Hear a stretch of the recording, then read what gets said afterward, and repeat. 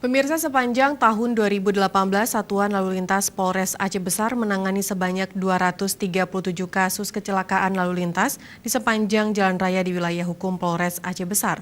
Angka tersebut mengalami kenaikan dibandingkan tahun 2017 yang hanya menangani sebanyak 157 kasus kecelakaan. Penanganannya khusus ditangani oleh PPA dan Aparat Kepolisian Aceh Besar melalui Satuan Lalu Lintas Polres Aceh Besar merilis angka kecelakaan lalu lintas roda 2 serta roda 4 pengangkut penumpang maupun kendaraan pribadi sepanjang tahun 2016, 2017, dan 2018 di Mapores Aceh Besar Senin siang, di mana angka kecelakaan lalu lintas yang terjadi di wilayah hukum Polres Aceh Besar mengalami peningkatan dibandingkan tahun 2017, di mana pada tahun lalu pihaknya hanya menangani sebanyak 157 kasus laka lantas.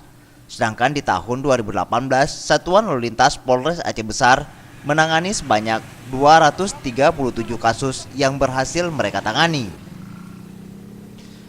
Menurut Kapolres Aceh Besar, AKBP Ai Satria Yuda, penyebab terjadinya kecelakaan di jalan raya tersebut dikarenakan masih kurangnya kesadaran para pengendara dalam mematuhi rambu-rambu lalu lintas yang ada, dan kebanyakan dari korban kecelakaan rata-rata para pengendara roda 2. itu kan berawal atau bermula dari terjadinya pelanggaran.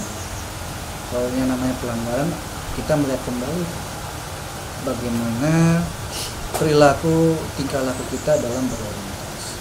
Berarti bisa saja terjadinya masih rendahnya tingkat kesadaran masyarakat di dalam berkeselamatan menjadi hal yang utama.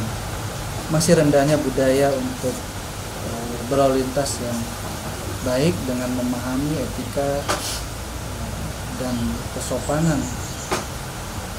berbudaya berlalu lintas.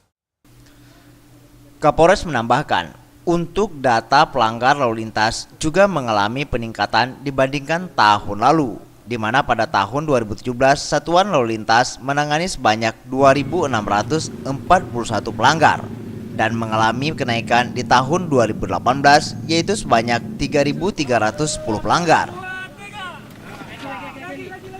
Tim Liputan Aceh TV.